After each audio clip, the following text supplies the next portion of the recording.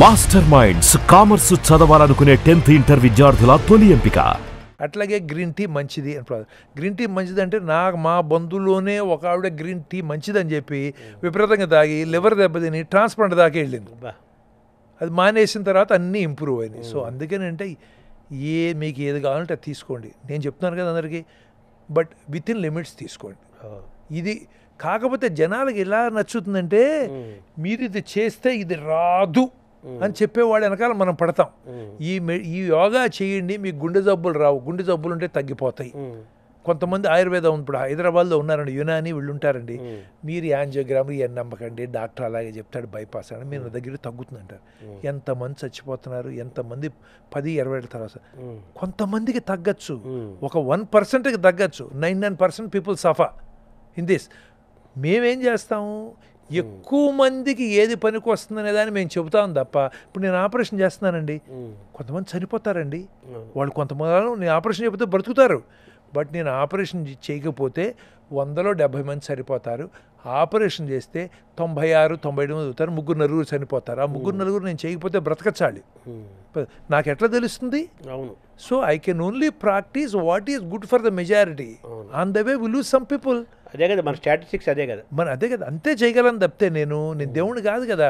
Experiment based. ఇప్పుడు ఇవన్నీ evidence based అంటాం, ఉన్న ఎవిడెన్స్లో చేస్తాం. దానికి కొంతమంది చనిపోతారు. కారు మంచిది, ఇక్కడి నుంచి నేను ఇంటికి వెళ్ళడం ఫాస్ట్గా వెళ్తాను, కారు యాక్సిడెంట్లో చనిపోతున్నారు. కారు వాడద్దంటే ఎటు కుదురుతుంది? కరెక్ట్. అట్లా ఇవన్నీ కూడానండి. మీరంటే బ్లాక్ చాక్లెట్ మంచిదని ఇలాంటి వస్తాయి. కొంతమంది చాక్లెట్ తింటే అది డేంజరస్. కాబట్టి ఏంటంటే ఈ యోగా వాళ్ళు ఉన్నారు, టీచర్స్ చెప్తారు, రాత్రిపూట వాళ్ళు వచ్చి యాంజియోప్లాస్టీలు అన్నీ చేయించుకుంటారు, ట్రీట్మెంట్లు తీసుకుంటారు డాక్టర్ దగ్గర. పాపం మామూలు జనానికి తెలియదు అవన్నీ, అవన్నీ మేము చెప్పలేము. సైలెంట్గా వచ్చి చేయించుకుని వెళ్తారు. మరి వాళ్ళ కింద కొన్ని వేలు లక్షలు ఫాలో అవుతారు, వాళ్ళు దానికి బలి అవుతారు. ఇప్పుడు జనాలకు అదే ఇష్టం. గొర్రె కషాయ వాడిని నమ్ముతుందని ఊరిని అన్నారా తెలుగులో? అనలేదు కదా. అందుకని ఇలాంటివి జరుగుతాయి. కాబట్టి అవన్నీ నమ్మద్దు. నా దగ్గరికి వస్తే మీకు 100% సక్సెస్ అనే డాక్టర్ని నమ్మద్దు. నా దగ్గరికి వస్తే 100% మీకు తగ్గుతున్న యోగా వాడిని నమ్మద్దు. గుర్తుపెట్టుకోండి, వాళ్ళు కూడా మనుషులే, వాళ్ళు కూడా ప్రొఫెషనల్ ప్రాక్టీస్ చేస్తున్న వాళ్ళే. మీకు ఏదన్నా ఉంటే నేను కామన్గా అదే చెప్తా, ఏదైనా సర్జరీ, స్టంటు ఏదన్నా అంటే ఏ ఇంటర్వెన్షన్ ప్రొసీజర్ అన్నా, అమ్మా నేను చెప్తే నమ్మదు, నా ఎక్స్పీరియన్స్ నేను చెప్తాను. నేను దేవుడిని కాదు, ఇది బైబిల్ కాదు, దేవుడు రాయలా. సెకండ్ ఒపీనియన్, థర్డ్ ఒపీనియన్ తీసుకోండి, వినండి. మీకు ఎక్కడ మీకు నచ్చింది, ఈ ఎక్స్పీరియన్స్ వాళ్ళు చెప్పితే రీజనబుల్గా అనిపిస్తే చేయించుకోండి. మీరు బాగుంటే నాకు కావాలి, నా దగ్గర చేయించుకోవాలి నాకేమీ లేదు. I have enough people, I'm fine. నాకు వర్క్ లేకపోయినా today I can comfortably sit and then stay happy, healthy. అవును సార్. ఇందులో ఈ బ్లాక్ కాఫీ కూడా ప్రచారంలోకి వచ్చింది. కాఫీ అండ్ బ్లాక్ కాఫీ, దీన్ని ఎలా చూడాలి? కెఫీన్లో కూడా కొన్ని అడ్వాంటేజ్లు ఉన్నాయి. మెటబాలిజం పెంచుతుంది, there is no doubt about it. But ఇది అట్లాగే ఏంటి, బ్లాక్ కాఫీలో అడ్వాంటేజ్ ఏంటి? మిల్క్ లేదు కదా. అవును. ఇప్పుడు మిల్క్ లేదు, క్యాలరీస్ తగ్గినాయా? షుగర్ లేదు, క్యాలరీస్ తగ్గినాయి. డైరెక్ట్ అడ్వాంటేజ్ కనిపిస్తుంది కదా మనకి. మరి this guy requires a little kick. So you take a some black. But అట్లా అని చెప్పి అరగంటకి గంటకి కూర్చొని తాగుతుంటే అది డేంజరస్. ఏమవుతుందంటే హార్ట్ రేట్ పెరిగిపోతుంది, హార్ట్ రేట్ ఇర్రెగ్యులారిటీ వస్తుంది, ప్రీమెచ్యూర్గా చచ్చిపోతారు ఏదైనా. So it's okay, you take it. Obesity వాళ్ళు ఉంటారు, వాళ్ళని బ్లాక్ కాఫీ తీసుకోమంటాం, ఎందుకంటే క్యాలరీస్ తగ్గుతాయి. పాపం వాడికి కెఫిన్ కిక్ అవసరం, ఇంటేక్ అవసరం, తీసుకోండి అంటాం. సో అందుకని అంటే ఎనీథింగ్, బట్ రకరకాల మార్గాలు మనం హెల్దీగా ఉంటాకి. ఇందా మీరు చెప్పినట్టుగా మీ చుట్టాలు ఎవరు గ్రీన్ టీ బకెట్ తాగి అసలు లివర్ ట్రాన్స్ప్లాంట్ ఎంత టెన్షన్ అండి. ఏ జబ్బు లేదు, ఈ బకెట్ గ్రీన్ టీ తాగితే మంచిదన్నారు, తాగితే వచ్చింది. అలా ఉంటాయి.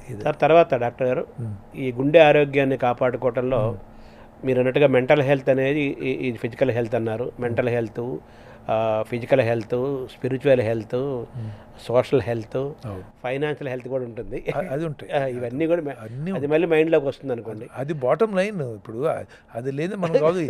ఇప్పుడు కోటి విద్యలు కూటి కొరకే అన్నట్టు, అంతే. ఫైనాన్సెస్ లేనిది అసలు ఏం చేయలేం కదా. సో ఇప్పుడు ఎవడో ఏమి ఆ స్టేజ్కి వచ్చిన వాటిని యాక్చువల్లీ ఇంగ్లీష్ వాళ్ళు కనిపెట్టారండి, మాస్లోస్ క్రైటీరియా అని అంటారు. అవి ఒక ట్రయాంగిల్ షేప్ ఉంటుంది అనమాట. ఫస్ట్ థింగ్ ఏంటంటే బేసిక్ సర్వైవల్ కోసం మనిషి కష్టపడాలి, బేసిక్ సర్వైవల్. అదైన తర్వాత కంఫర్ట్స్ కష్టపడతాడు, ఫ్యామిలీ సెటిల్మెంట్ కష్టపడతాడు, అది అయిన తర్వాత లగ్జరీస్కి వెళ్తాడు, అది అయిన తర్వాత నేమ్ అండ్ ఫేమ్ కోసం వస్తాడు, అది అయిన తర్వాత నేను ఇక్కడ మెంటల్ హెల్త్ కోసం నేను ప్రపంచానికి ఎలా హెల్ప్ చేయగలను, స్పిరిచువల్ హెల్త్, సోషల్ హెల్త్, వాటి గురించి ఆలోచిస్తాడు.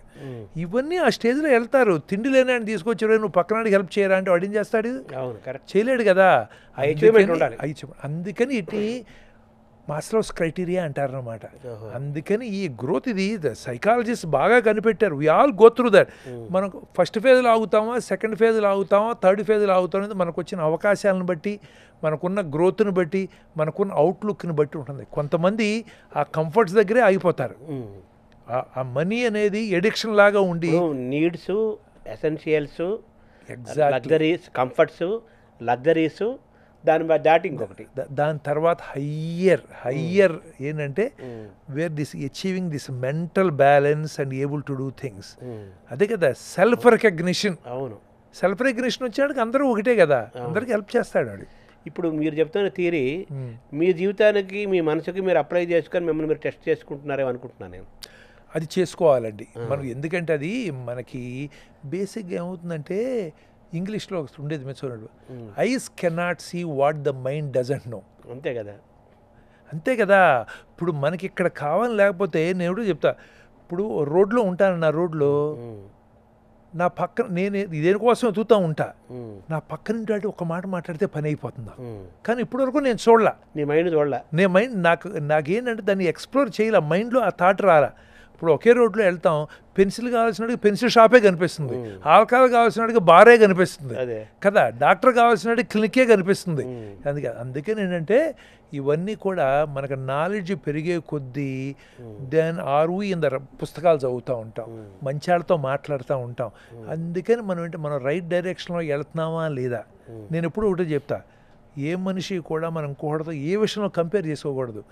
నేను ఎప్పుడు నా గురించి లాస్ట్ ఇయర్ కంటే I'm better now today or not, physically, mentally, socially, spiritually that is the growth. ఈ వయసు నిన్న ఈ రోజు అంతే. నేను పక్కనాడితో కంపేర్ చేస్తే జీవితం అంతా దుర్భరమే.